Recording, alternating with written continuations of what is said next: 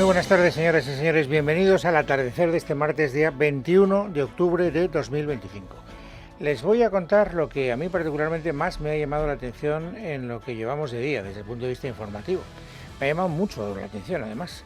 Fíjense que, para contextualizar, ustedes saben que llevamos mucho tiempo con la historia de si hay o no hay indicios que permitan sospechar de la financiación irregular del Partido Socialista.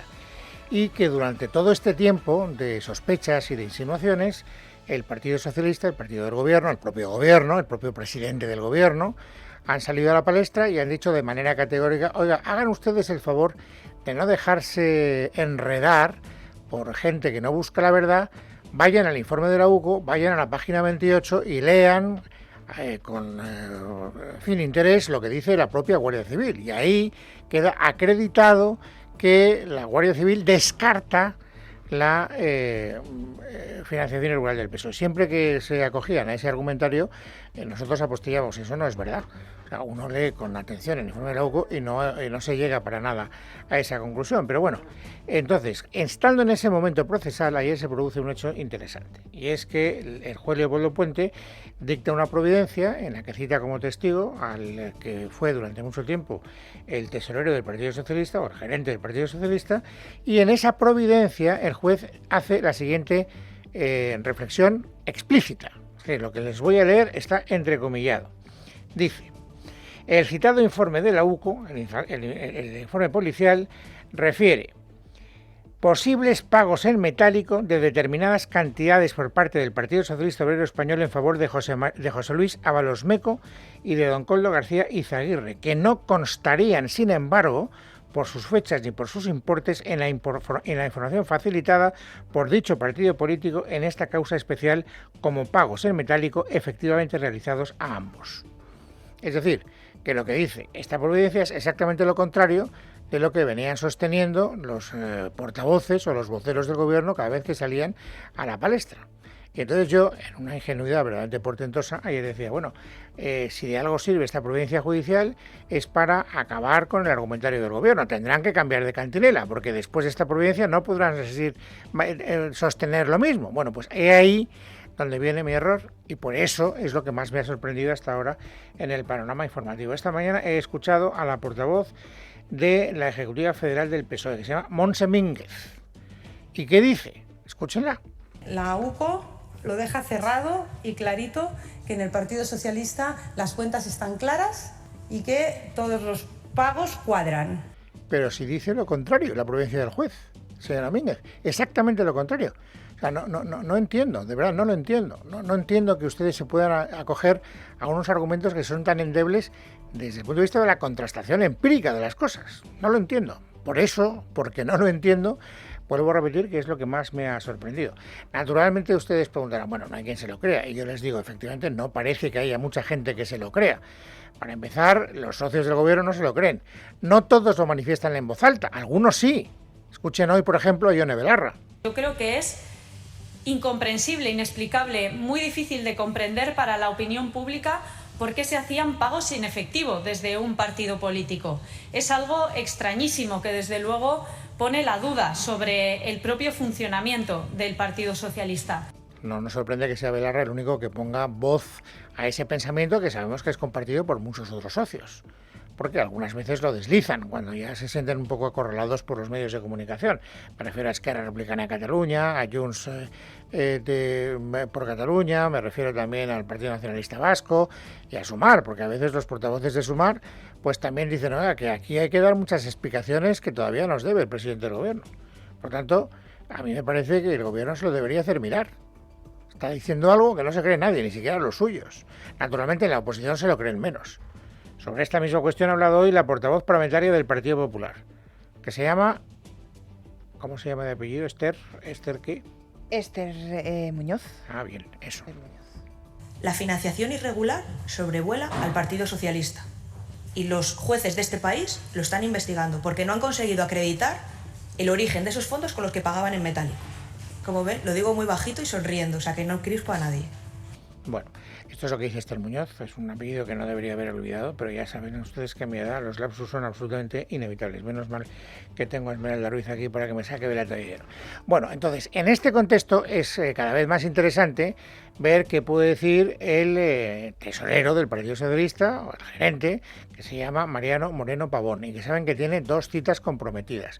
El 23 en el Senado, de la que no espero nada, porque no creo que diga nada, y el 29 en el Tribunal Supremo, donde está obligado a decir la verdad y además en sede judicial es más difícil escaquearse. Ese es un punto que cada vez tiene más importancia. ¿Y por qué? No solo porque efectivamente en la providencia ayer del juez se desliza que aquí hay cosas que no cuadran y que alguien tiene que aclarar, de hecho esa es la razón por la cual le citan al Tribunal Supremo, sino porque además hemos estado conociendo en las últimas horas informaciones que tienen como origen a la propia UCO y que ponen de manifiesto que este hombre, Mariano Moreno Pavón, estaba directamente implicado en el tráfico de sobres en la contabilidad de Ferraz. Vamos a hacer un resumen de lo que hoy publica El Debate, insisto, citando fuentes de la UCO. Ángeles Hernández. Moreno Pavón, quien actualmente cobra un sueldo público de 245.000 euros en ENUSA, aparece en un informe policial que detalla un circuito de sobres con dinero en efectivo que salía de la sede socialista en Ferraz. Según el informe, el 26 de junio de 2019 hubo una conversación entre el exasesor de Ábalos, Koldo García, y su esposa en la que se menciona un pago de 2.000 euros a un chofer del Ministerio de Transportes, una entrega en metálico que, según la Guardia Civil, estaría vinculada a Ábalos, Santos Cerdán o Moreno Pavón. Los investigadores destacan esta frase como un nexo directo entre la dirección económica del PSOE y los flujos de dinero en efectivo hacia el equipo de Ábalos. Moreno Pavón, en su rol de tesorero, supervisaba pagos, liquidaciones y movimientos internos, lo que implica que la Guardia Civil lo incorpora por primera vez directamente en el sistema de pagos sospechosos dentro del partido. La Guardia Civil sostiene que estos envíos de dinero en metálico formaban parte de una caja B. Entre 2017 y 2021 se encontraron fondos procedentes del PSOE en cuentas asociadas a Ábalos y su entorno, realizados mediante sobres entregados en mano en Ferraz. Ante estas pruebas, el juez Leopoldo Puente del Tribunal Supremo ha citado para el 29 de octubre a Moreno Pavón y a una empleada de la Secretaría de Organización para esclarecer el alcance real de estos pagos en metálico. El magistrado señala que existen comunicaciones sobre posibles pagos en metálico que no aparecen en la documentación oficial facilitada por el PSOE, aunque algunas conversaciones coinciden con gastos declarados. En otros casos no se ha podido confirmar. Mientras la justicia avanza para aclarar responsabilidades en estos movimientos irregulares, esta investigación confirma la existencia de un sistema paralelo de pagos en metálico dentro de la estructura socialista y pone bajo presión a varios cargos de la organización del presidente del gobierno. Bueno, yo creo que la importancia de esta información radica básicamente en la fuente que utiliza el diario El Debate. Es la UCO. No estamos hablando de una información periodística que pueda ser tildada de torticera o de malinteresada por parte de los voceros del gobierno. Estamos hablando de un informe de la UCO, de un anexo de un informe de la UCO. Por eso yo creo que la comparecencia de Mariano Moreno Pavón el día 29 del Tribunal Supremo adquiere una relevancia, yo creo que indisimulada. Hoy le han preguntado a la ministra portavoz del Gobierno, porque hoy martes ha habido Consejo de Ministros, en la rueda de prensa posterior, si el Gobierno está preocupado por lo que pueda decir el señor Mariano Moreno Pavón a la vista de tantas informaciones. Respuesta de la portavoz. Yo desde luego no utilizaría el término preocupación. Desde luego lo que siempre van a encontrar por parte del Partido Socialista y lógicamente por parte de este Gobierno, como siempre lo hemos dicho, es colaboración y transparencia. Se ha llamado en este caso a una persona a declarar en su calidad de testigo y, por supuesto, acudirá y aclarará y responderá con la verdad y con la máxima transparencia. Pues eso es lo que a lo mejor debería trasladar una cierta preocupación al Gobierno, que cuente la verdad y que sea transparente. Pero bueno, esto no deja de ser una conjetura personal.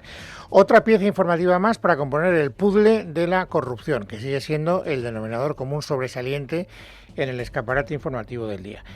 Ayer había cierta expectación porque estaba comprometida por la noche en Telemadrid la comparecencia de Aldama, que es el hombre que empezó a tirar de la manta y el origen de tantos casos o de tantas, digamos, informaciones comprometedoras para el Gobierno. Él había anunciado que iba a hacer en fin, revelaciones muy trascendentes. Al final yo creo que la expectativa la colocó demasiado alta, pero es verdad que dijo algunas cosas que, hombre, al gobierno muy bien no le van a sentar. Por si acaso no lo han seguido, ¿qué es lo que dijo Aldama? ¿Cuál fue, digamos, las tesis que mantuvo en esa entrevista Luis Colom? Víctor de Aldama aseguró que entregó casi 4 millones de euros en mordidas y concesiones por obras públicas, pero señala que de hidrocarburos no hay nada. Ahora bien, ¿dónde está todo ese dinero? Pues según ha explicado Aldama, estaría en el extranjero. Bueno, yo diría que ese dinero está en el extranjero, obviamente. Una persona con un pasaporte diplomático es como si llevara valija diplomática. Cuando viaja ni se le registra el equipaje, ni se le registra la cartera, mochila o lo que lleve. El señor Koldo García, siendo un asesor simple, tenía pasaporte diplomático. ¿Le consta que Koldo García tenía pasaporte diplomático? Sí, me consta y me lo ha enseñado. ¿Y a dónde iba? Colombia, Panamá, Guinea, bueno, en cualquiera de estos sitios puede estar perfectamente el dinero.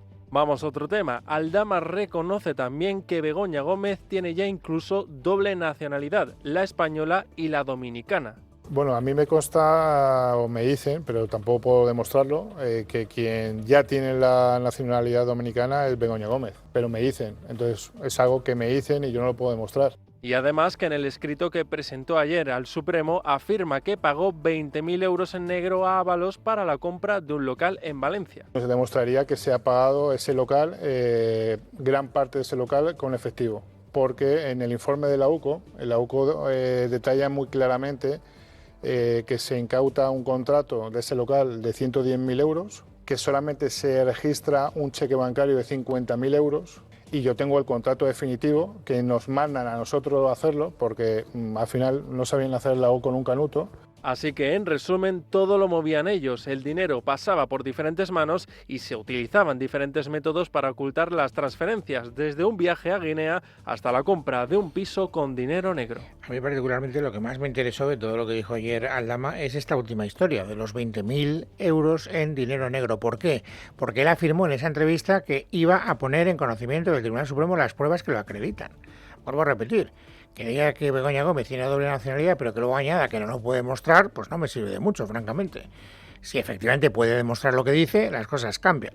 Lo puede demostrar, lo de los 20.000 euros es demostrable, según José Luis Ábalos, en absoluto.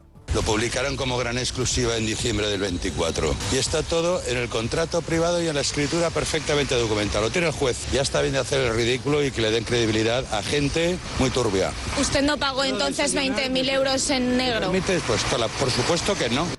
Por lo tanto, lo que está en juego efectivamente es la credibilidad de Aldama. Hay gente que está dispuesta a creerle y hay gente que no está dispuesta a creerle. Entre, digamos, las personas, las formaciones políticas más cercanas al gobierno, pues hombre, si lo creen, tratan de disimularlo. Hoy ha hablado Gerardo Pisarello, que como saben ustedes es de Sumar, y a propósito de la credibilidad de Aldama ha dicho esto. Que está probado que este señor fue un colaborador de la Guardia Civil y no queda muy claro cuál es su papel en todo esto. Por lo tanto, las palabras de Aldama no son palabras que me merezcan toda la confianza. Por lo tanto, los socios del gobierno parece que quieren desconfiar de Aldama. La oposición parlamentaria naturalmente está en la tesis contraria. Escuchen a Esther Muñoz. Yo sí pongo de manifiesto que el señor Aldama ha dicho más verdades que el señor Ábalos o que el señor Bolaños, por ejemplo. Pero esto es descriptivo. Entonces, yo no sé si el señor Aldama, me imagino que sí, tendrá forma de acreditar todo lo que ha dicho. Hasta ahora ha llevado mucha documentación a los juzgados y por eso se están investigando muchas cuestiones. Bueno, hay una tercera pieza hoy en la crónica de la corrupción que también quiero que conozcan y que además yo creo que nos va a dar también algún motivo, digamos, de sobresalto informativo en los próximos días. Publicaba el diario El Mundo y algunos otros medios de comunicación se hacían eco de esa información que Leire Díez, para que se sitúe en la llamada fontanera del Partido Socialista, y su amigo el empresario Javier Pérez Dolcet ofrecieron información al Banco de Sabadell para que tuvieran munición contra el BBVA y que la OPA del BBVA al Sabadell no saliera adelante. Naturalmente pedían dinero a cambio de boicotear esa OPA. Esta es la información resumida de algunos medios de comunicación. Hoy Leire Díez ha estado en Telecinco y lo primero que ha hecho ha sido desmentirlo categóricamente. Lo desmentimos absoluta y totalmente. Creo que se ha pasado una línea peligrosa que yo, desde luego, bueno, ni Javier ni yo estamos dispuestos a pasar y que acabará en una demanda porque lo que no se puede hacer es salir ayer con una información de que pedimos 1 millón por algo que no es verdad. Vale, ella dice que no. Y yo no tengo por qué poner en duda lo que ella dice. Lo que pasa es que en la conversación que Telecinco, pues le siguen repreguntando cosas. Dicen, bueno, ¿pero eso qué quiere decir? ¿Que usted no se entrevistó con nadie del Banco de Sabadell para hablar de la OPA? Y ahí es donde yo creo que el argumento defensivo del Leire Díez es menos consistente, porque naturalmente ella reconoce que la reunión producirse se produjo. La reunión que tú celebras en Madrid, que además va o estás con el empresario Dolcet, ¿es a instancias de alguien o tú te reúnes por cuenta propia? Vamos a ver, tuvimos un encuentro que no fue ni reunión, no fue reunión, es que no se trató de nada en concreto, no se trató de nada en concreto. Y fue un encuentro de 10 minutos con 4 personas más. Ya, a mí me sorprende de todas maneras que Leire Díez tenga que entrevistarse con alguien del Banco de Sabadell en plena OPA. Es decir, tendrá que explicar qué interés tenía en mantener ese encuentro. Llámele usted como le quiera llamar, reunión, encuentro, en fin, encontronazo casual, lo que usted quiera, pero alguna explicación tendrá que darme. Y además la credibilidad de Leire Díez tengo que decir que no está pasando por su mejor reputación. ¿Por qué? Aquí es donde voy a una de las exclusivas más llamativas, otra pieza en este mosaico, digamos, de corrupción que he leído en Libertad Digital, la firma Miguel Ángel Pérez, y ahora nos lo va a contar con detalle. Y tiene como protagonista a Leire Díez, a la fontanera del Partido Socialista, que no solo al parecer, habló con representantes del Sabadell para boicotear a cambio de 1 millón de euros la OPA con el BBVA, es que también habló con el fiscal Estampa para tratar de desacreditar a algunos de los fiscales y a algunos de los miembros de la carrera judicial.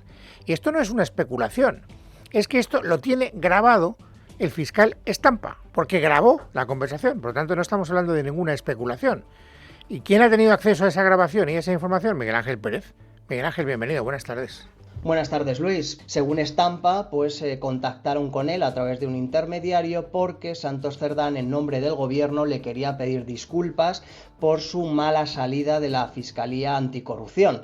Con ese objetivo, se presentó Ignacio Estampa a dicha reunión, una reunión que, por cierto, grabó porque no se fiaba, y finalmente a la reunión no apareció Santos Cerdán, sino que apareció el empresario Javier Pérez Dolcet junto a la fontanera del PSOE, Leire Díez.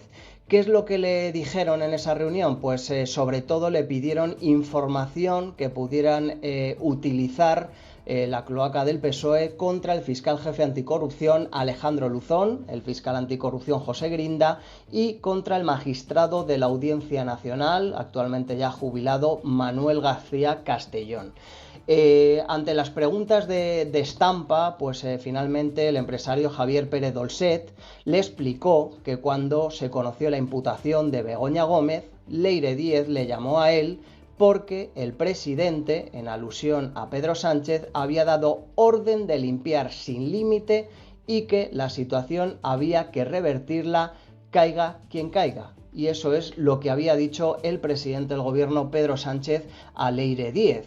Fue en ese momento cuando el fiscal Estampa preguntó a la propia Leire Díez quién iba a conocer esa reunión que se estaba produciendo. Si lo iba a conocer su jefe, es decir, el fiscal general del Estado, Álvaro García Ortiz, y le dijo que seguramente lo iba a conocer el ministro de Justicia, Félix Bolaños, y el mismísimo presidente del gobierno, Pedro Sánchez. Cabe destacar que esta reunión fue grabada por Estampa, como comentábamos, y ayer mismo el titular del Juzgado de Instrucción número 9 de Madrid, Arturo Zamarriego, dio 10 días al fiscal Estampa para que la aporte en sede judicial y incluirla de esa forma en el procedimiento.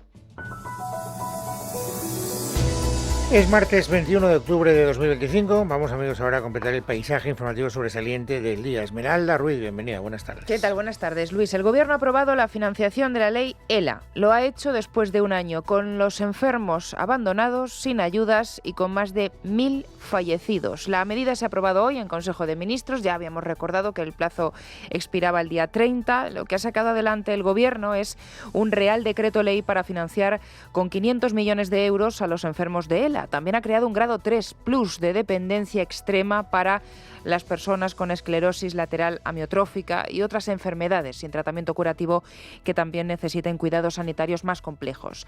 El anuncio lo ha hecho el ministro de Derechos Sociales, Pablo Agustín Duy, y la ayuda será de casi 10.000 euros al mes para asegurar los cuidados especializados durante las 24 horas del día. El Ejecutivo solo va a aportar la mitad de la prestación, el resto lo tendrá que asumir cada comunidad autónoma. El ministro ha lamentado la tardanza. Ojalá hubiera podido suceder antes, a mí me habría gustado que fuera así, pero es verdad que los tiempos administrativos no se corresponden con los de la vida. Hemos hecho todo lo posible, que es a lo que yo me comprometí, para hacerlo en tiempo y forma. La ley mandataba, daba un plazo de 1 año para desarrollarla y estamos dentro de ese plazo, que es administrativo, pero que evidentemente no responde a ese dolor acumulado. Otras ayudas que ha aprobado hoy el Gobierno son para los agricultores y ganaderos que lo perdieron todo durante la terrible oleada de incendios de este verano. Recordamos que se quemaron más de 400.000 hectáreas. La cuantía de esas ayudas las ha detallado el ministro de Agricultura, Pesca y Alimentación, Luis Planas. Son básicamente 2. La primera se refiere a unas ayudas que pueden ir entre 1.500 y 10.000 euros para todos aquellos que hayan sufrido un daño en su explotación como consecuencia de los incendios, y en un baremo entre 6.000 y 16.000 euros aquellos agricultores y ganaderos que además tengan un seguro agrario. Y esto es importante, según el Gobierno, los afectados no tendrán que realizar ningún trámite para obtener el dinero. La concesión se realizará de oficio y se abonará, según Planas, antes del 31 de diciembre. Veremos a ver si son suficientes para paliar todos los daños estas ayudas. Bueno, del susto del Gobierno a los autónomos, hoy hay nuevo capítulo, además doble. Esta mañana, el diario El País desvelaba que Pedro Sánchez tuvo que intervenir personalmente para obligar a la ministra de Seguridad Social a dar marcha atrás. Según El País, que cita fuentes del Gobierno, Sánchez se dio cuenta el viernes de que el debate con los autónomos estaba perdido y que además le estaban dando una baza muy clara al Partido Popular. Fue entonces cuando Sánchez y la ministra de Hacienda se reúnen con Elma Saiz y le piden que diseñe un nuevo plan. Le dieron de margen el fin de semana, de ahí que ayer ya escucháramos la corrección. A Saiz, según El País, en el Gobierno le acusaron de falta de olfato político y le han preguntado por ello en Televisión Española. Niega haber rectificado y también el tirón de orejas. Se lo voy a preguntar claramente, ministra. ¿En algún momento el presidente del Gobierno le indicó que había que dar marcha atrás a la propuesta inicial que usted había planteado y había que dejarlo en la que presentaron ayer? No, de ninguna manera. Como le digo, las propuestas nacen del Ministerio. Somos un Gobierno colegiado y responsable. En la noticia también ha llegado al Consejo de Ministros. Escuchen cómo salía al paso la ministra portavoz. Lo que le sucede a este Gobierno es que escucha al sector y actúa también y responde también después de escuchar al sector. Y por si tuvieran pocos problemas en el Gobierno, pues hoy sus socios de Sumar han añadido un enfrentamiento más, aunque luego han reculado. No se ha entendido muy bien. El asunto ha sido el problema de la vivienda y la inacción de la ministra titular Isabel Rodríguez. La secuencia ha sido la siguiente. A primera hora, Verónica Barbero, portavoz parlamentaria de Sumar, decía esto en el Congreso. A nosotras se nos está acabando la paciencia con Isabel Rodríguez, pero no porque se me acabe a mí o a mi grupo parlamentario, porque se le está acabando a la ciudadanía. Es que no podemos seguir ni un minuto más, después de 2 años de legislatura, con un ministerio que se llama de vivienda, esperando a que se adopten medidas que tengan algún efecto precisamente en los precios de la vivienda. De ahí que se haya interpretado que estaba pidiendo la dimisión de la ministra, así que le han preguntado a Pilar Alegría. En esta legislatura, este Gobierno ha demostrado que se toma muy en serio este problema que afecta tan directamente a la práctica totalidad o a muchísimos ciudadanos de este país como es la vivienda. Pues tras estas declaraciones a la portavoz de Sumar le han entrevistado en La Sexta y a la pregunta de Ferreras de si piden la dimisión de la ministra de Vivienda, pues ha dicho esto. En el momento en que como portavoz de este grupo parlamentario yo pida la dimisión de alguien, no va a hacer falta una repregunta para aclararlo. Bueno, pues aquí, Luis, que cada uno entienda lo que quiere. Esta noticia también es de gran impacto y hemos seguido además muy cerca aquí en esta casa y en Libre Mercado. Iberdrola, Endesa, Naturgy han acordado finalmente pedir la prórroga del cierre de la central nuclear de Almaraz al Gobierno y lo van a hacer antes de que acabe el mes. Este martes se ha reunido la Junta de Administradores de Centrales Nucleares Almaraz Trillo, la sociedad que gestiona esta central, y ha acordado seguir trabajando sobre ese escenario de continuidad. Los motivos para este giro de guión, pues que la Junta de Extremadura ha anunciado, acaba de hacerlo, que va a bajar la tasa autonómica que está cobrando a la central, y que Naturgy, que hasta ahora pues no se quería mojar mucho en este debate, ha decidido apoyar al resto. Y la imagen del día, Luis, llega desde Francia, no porque hayan atrapado a los ladrones del Louvre, sino porque el expresidente Nicolas Sarkozy pues ha entrado en prisión, en la Santé. Va a cumplir allí parte de los 5 años de cárcel por financiación ilegal de su campaña presidencial con fondos procedentes del régimen libio de Gaddafi. La imagen, desde luego, es impactante. Ha ido acompañado por su mujer, Carla Bruni, y bueno, encima el paseillo ha sido por el centro de París, porque ahí es donde está la prisión de la Santé. Por sus celdas han pasado dictadores, espías, terroristas, y ahora resulta que el primer expresidente francés en ser encarcelado va a estar en un módulo de aislamiento. Le dejan tener 10 fotos personales y 3 libros. No sabemos cuáles se habrá llevado a la prisión. Bueno, es evidente que esto luego tendremos que tratarlo con más detenimiento, porque en las redes sociales se le ha dedicado muchísima atención. A mí lo que más me llama la atención es el grito de los propios presos. Bienvenido a tu casa.